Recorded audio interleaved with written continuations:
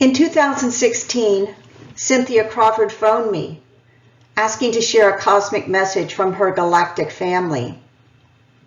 She was dying of brain cancer and compelled by the need to share what extraterrestrials had told her. She and I had been friends since the early 1990s as members of an experiencer group led by Dr. Ruth Hover in Fountain Hills, just outside of Phoenix, Arizona. Monthly, Cynthia and I joined 10 or 15 experiencers in a small conference room to discuss our contact. Experiencers no longer need small private rooms to speak openly.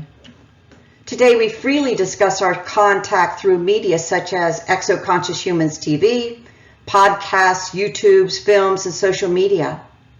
Our humble beginnings from small groups gathered in a private room have exploded into millions of people sharing their contact experiences across our globe. Cynthia's message is as relevant today as it was 6 years ago. Through our contact, we are here to awaken and empower our hearts and minds, to care for one another, and to live into our personal mission.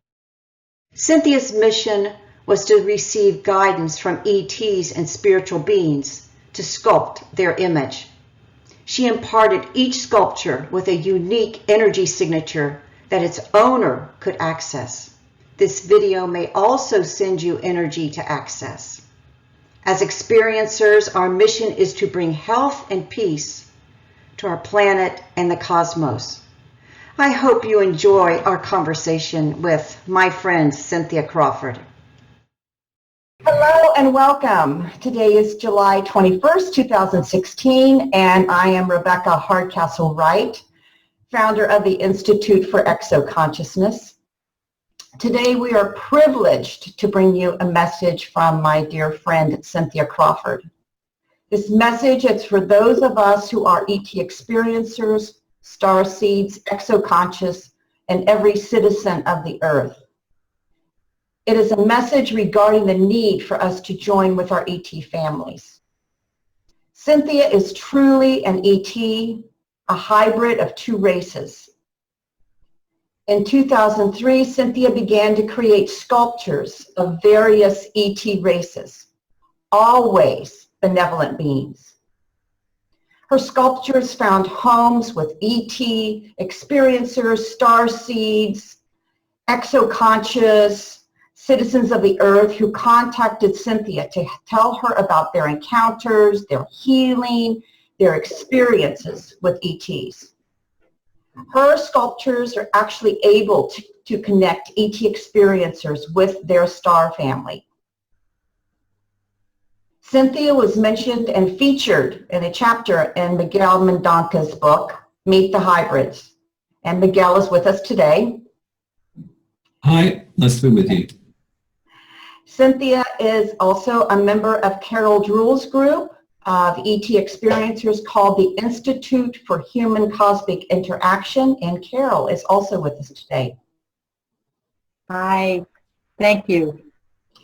I'm going to give us just a little very brief context of why we are offering this video to you, why we are bringing Cynthia's message to you.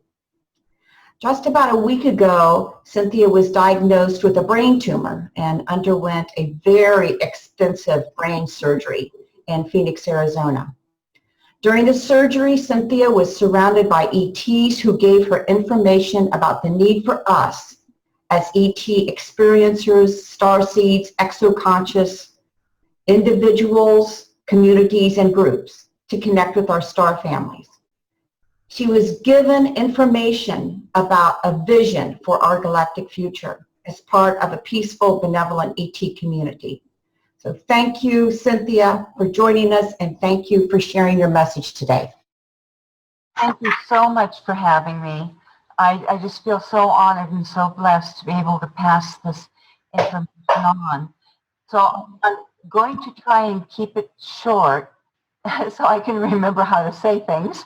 But let me put it this way. Back in the late 1990s, I began waking up and getting messages of to kind of tweak me into going down a certain path. By 97, I was having conscious contact with the star people. I was going on their ships on a fairly regular basis for a while they put me through a school of remembering. After that, I began making sculptures. Now, I was not allowed to know my full mission. I was only allowed to know my step-by-step mission. So I did it properly. And I began making these sculptures and sometimes would go into a trance as certain beings would come through me to help me make the sculptures, which was a real blessing. So, and eventually more and more star people began coming to me.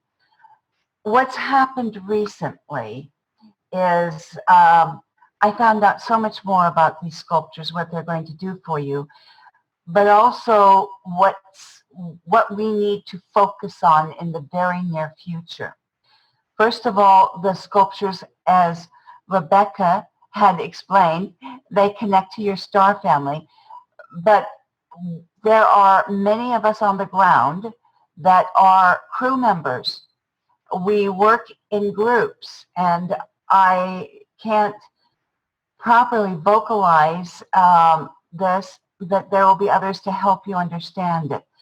And what my job is right now is to primarily, get all the starseeds around the world together and on track.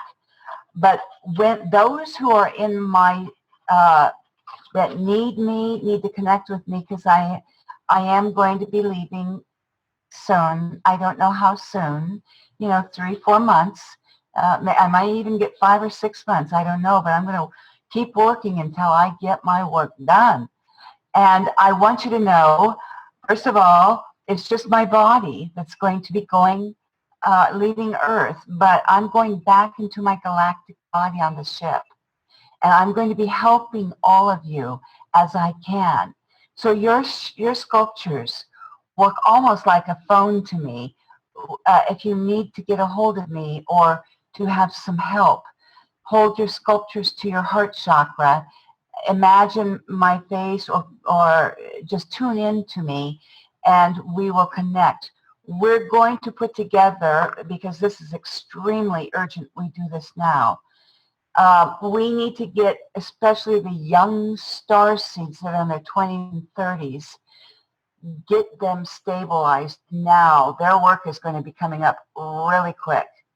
And they are the ones that's going to be working this planet to help others. They're the ones that's also going to be using their powers of love to help balance the frequency, because the planet is going to have some major events happening.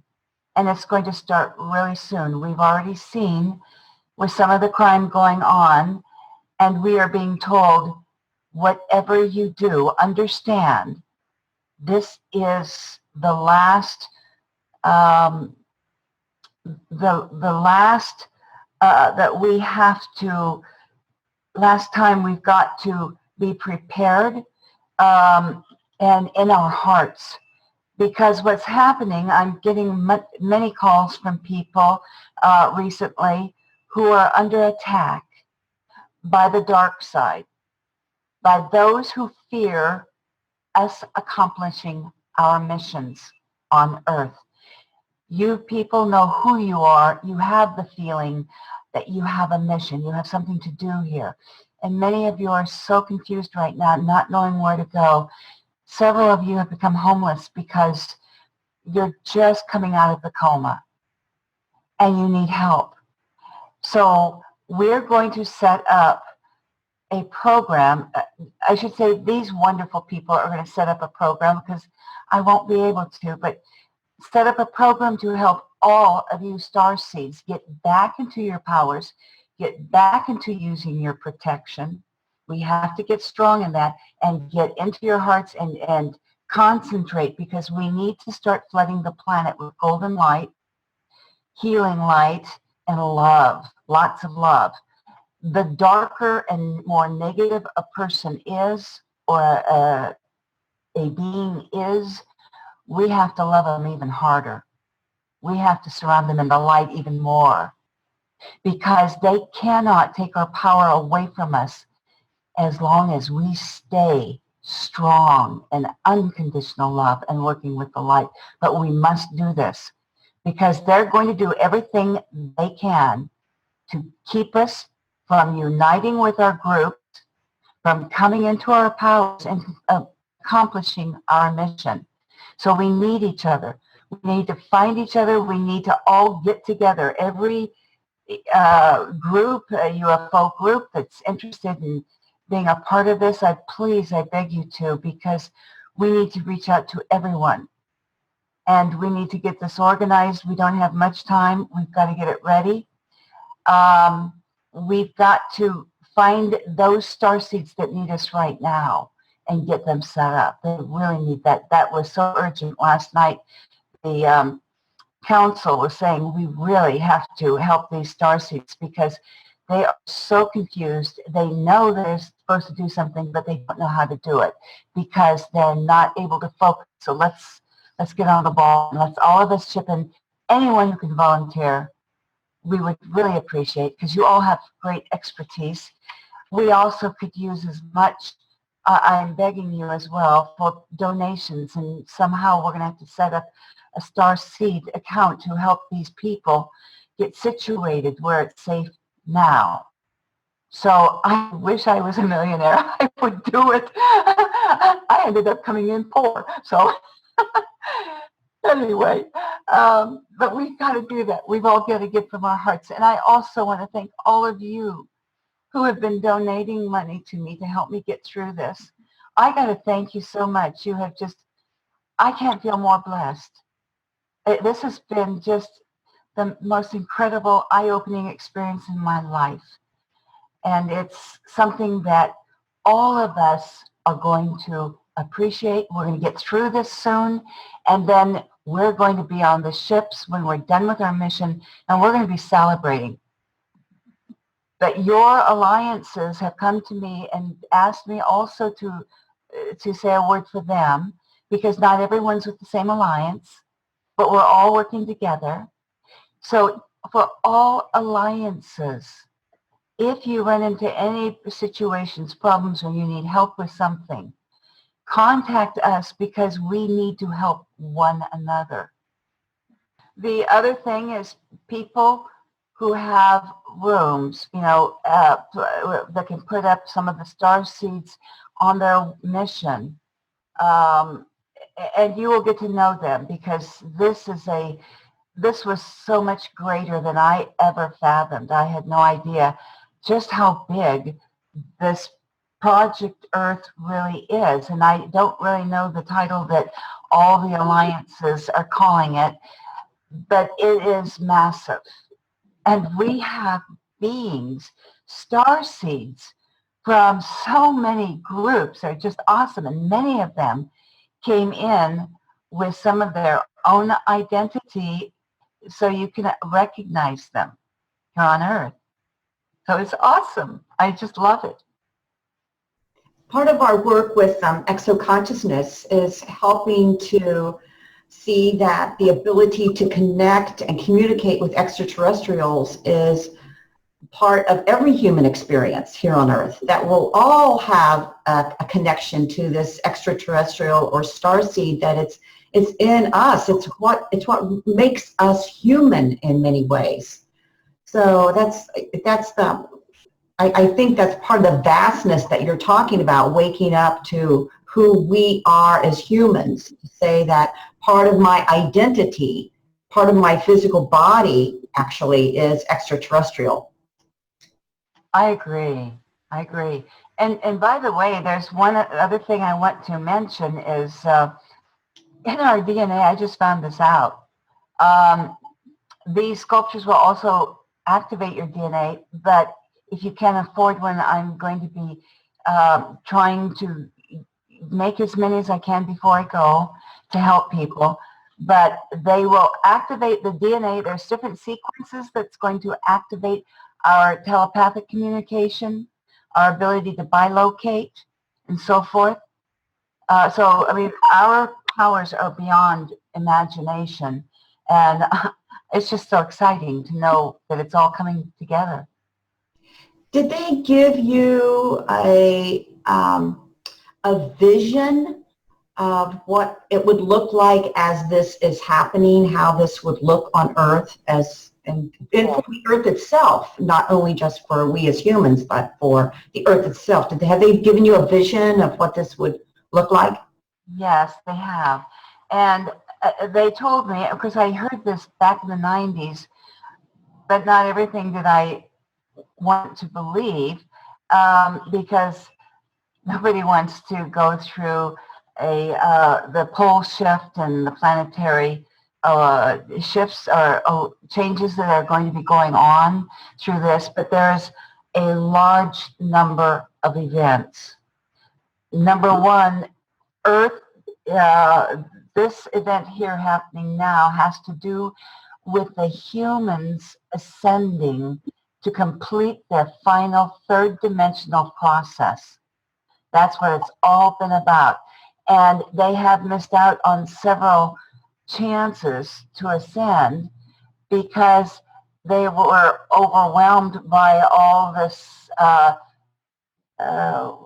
materialistic world, and overwhelmed by all, being in power, having all kinds of things, and they didn't seem to feel that there was something more important. And it's okay. We all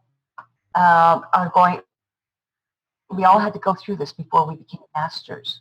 So the humans are working on the mastery. Not all of them are going to make it, but that's okay. There's some other planets that are set up where they will be able to complete their third dimensional process or ascension before they become masters. But right now we're here helping those that are ready, because then what they're going to do, from my understanding, is there is a new Earth that has been created in which they will integrate with many of the races. It'll be, of course, a planet of pure love and peace, and there's going to be so many different races, and we'll all intermingle. We're going to learn how to work together and so forth. From there, those that have completed that process will have the opportunity to go before many councils to decide what they want to do. There's so many alliances and councils around the universe. They group together to teach the new ones that have just moved into the fifth dimension what things that they have available around the universe that they can participate in. I was shocked how many different programs, alliances, and just everything. And they've got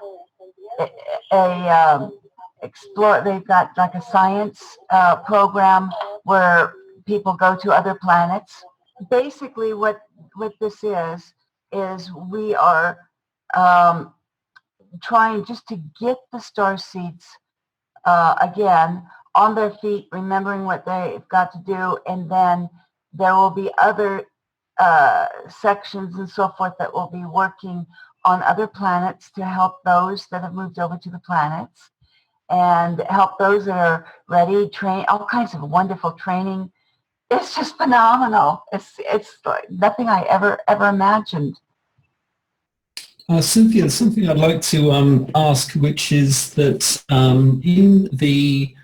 when working together on Meet the Hybrids, what stayed with me, I think, the most in your chapter, in that whole experience, and it came from some of the other guys as well, but I think you were the first person who'd really kind of impressed this upon me, was this business of get people getting out of their heads and into their hearts. I wonder if you would like to say a few words about that, and about how how you do that, and how other people might. Well, I'll tell you how I do it and the purpose of it. But there are those of you that when you put together this program will be able to offer fabulous advice and techniques and everything to the starseeds. So the reason we have to get out of our heads and into our hearts is every time that we put out any negative thoughts, even against ourselves, even though we're very spiritual, but we say, oh, I can't do that. Or I don't know how to do that. I need help because I'm a whiner. And when we do that, we actually are not coming into our power. So we need to get in our power, and we need to believe in ourselves. But we have to also realize, again, many people are getting attacks, especially people that have children. They're the starseeds. They're attacking the children to keep the starseeds from completing their mission. So what we have to do, again, is focus on they're only doing their job. We got to let go of our anger and resentment, because we're going to give them our power if we do that. So what we need to do is just envelop them in so much love and not fear them. No, treat them as if they're like a spoiled kid throwing a temper tantrum. You know what I mean? Because when I had to go through this a few years ago, I went through 3 weeks of being attacked by attachments. And then I had these beings come in and break my sculptures, and they were trying to stop me from doing my work. My first reaction was to get angry, and that was the worst thing I could have done. My next reaction was to reach out for help. So I reached out for those that could help me calm myself and learn to protect myself. So at one point I was being attacked 25, 30 times a day, even more than that for 3 weeks. And I literally had to get to that point where I would just pull the attachment off of me, pull it to my heart chakra, and I would hug them like a child, like a little toddler. I would hug them and I'd say, thank you so much for showing me where my weaknesses are. I love you unconditionally, but I'll be happy to take you to the light. And they stopped bugging me. So, yes. Can you, some people who will be watching this will be questioning in their own minds, what do you mean by beings and why would they attack? Because there is a dichotomy here. You have very loving beings who work with you, and if you could define just a little bit about that, that might be helpful. Okay, so these other dimensional beings, and I'll tell you, there's many different beings that have come here to stop us. They're working with the dark side because, again, this is, you might call it the battle between the light and the light and the dark. So there are so many interdimensional beings, as well as the draconian. Some of the draconians, not all of them are bad. A lot of them are, but there's so many different races here on this earth that are of the negative energy, and we didn't know it. We couldn't see it through them. Some could see better than I could, I will admit that. But anyway, so what we've got to do, it's not about trying to take them out and kill them and get rid of them so that we'll be successful. It's about they're doing their job. It's about us knowing how to stop them from getting our power so we can do our job. I hope that makes sense. Yes, it does. You explained that very beautifully. And I'd love for you to talk a bit about protection and how people can do that and maintain that steady state, living from a protected and loving place. Well, I was talking to one of the starseeds the other day, and we were talking, her son was under attack.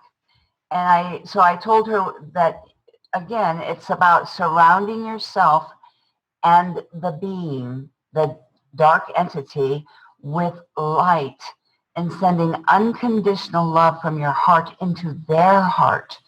That is the protection. What it does is it puts up a shield around the entire body by doing that.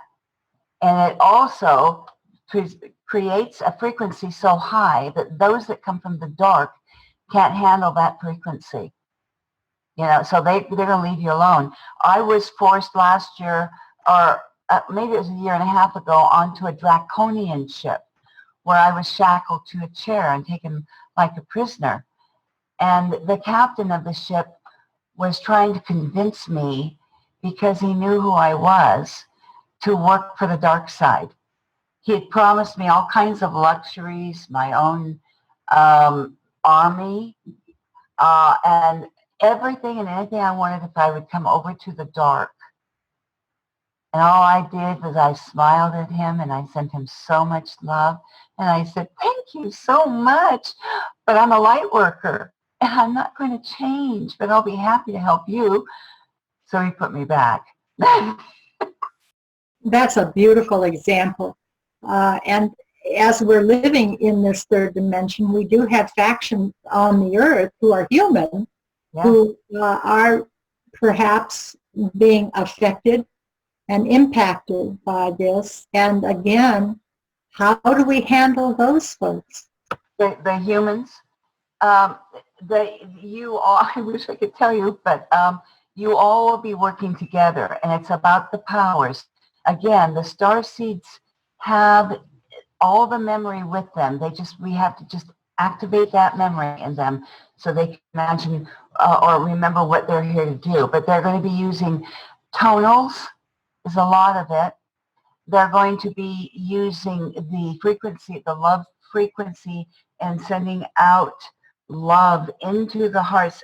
There is going to be an all-out war, but there's also, not only are there beings on this planet in certain locations that have been waiting for this moment, they have other star family members that are going to come in and fight from out in the universe trying to take us down. And so that's why we have so many starseeds. We've got all kinds of warriors of light from sectors all over the universe that are have come here. They gave up their true bodies on the ship to be here during this time. We've got others that are going to be here, those that move back and forth between dimensions or time and so forth to assist. But they all know exactly what to do. But the alliances have just asked us if we can get the starseeds out of a coma so they can have ongoing contact, where they can go automatically on the ships as needed, go to the conferences as needed, be given additional training for the work, because there are going to be boots on the ground. The warriors are extremely well trained. One of the things I've noticed in our culture, Cynthia, and I just wanted to ask you for your response to it, is that many of us get caught up in, call it transhumanism or technology or different kinds of technology entrainment or technology that's going to take us to Mars or the moon. And my experience as an ET experiencer is that movement into other planets is very different than what I see happening on a moon mission, for example.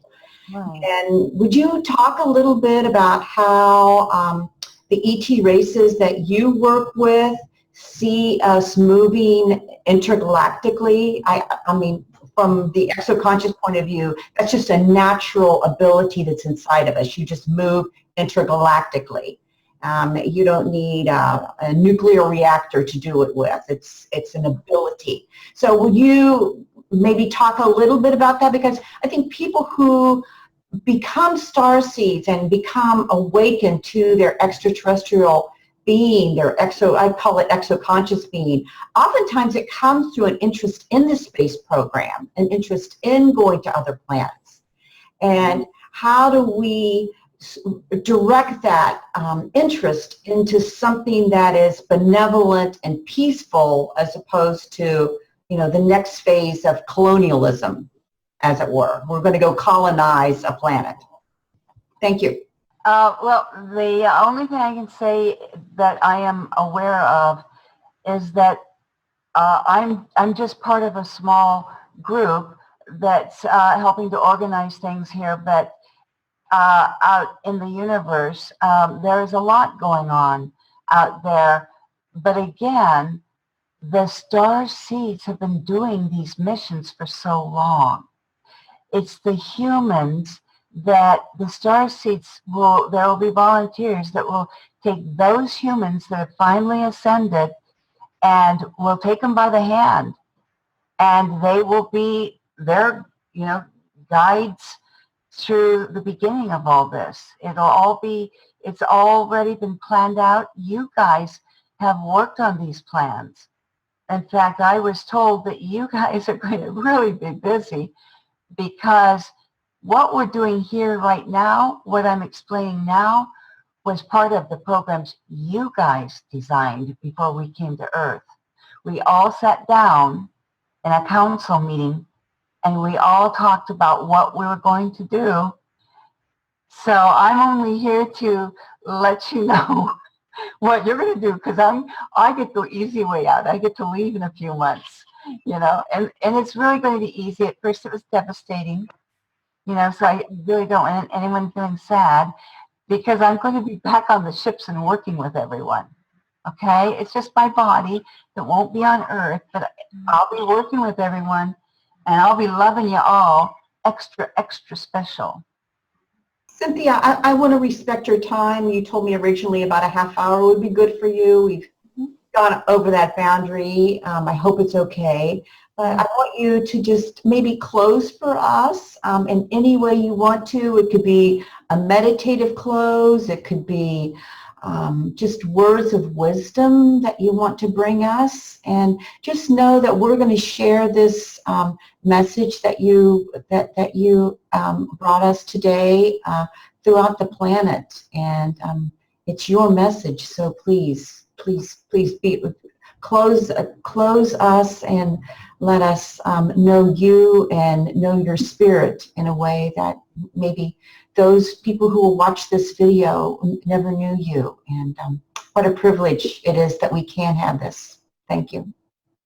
Well, my closing statement is going to be simple, because I have to tell you, I have never felt so much incredible love and so much of all of us working together. As I've gotten, many of us thought we just happened to meet each other. But again, this was all pre-planned. And that I want to thank the Starseeds and tell you, we're going to do everything we can to help you complete your mission. And that you gave up your life on your ship or wherever you were to come into human form to assist us on this planet. It is just phenomenal. And all I can say is I am just so grateful to work with all of you awesome, awesome Starseeds for what we're about to do. We've got a little time left that we'll be going through many events, but we're going to do it together. And we're going to do it as partners in our groups. And we're going to form the Starseed groups. It's going to be much easier now that we understand it's time to prepare. I love you all, and thank you so much for all you have given humanity and this planet. It's just beyond words.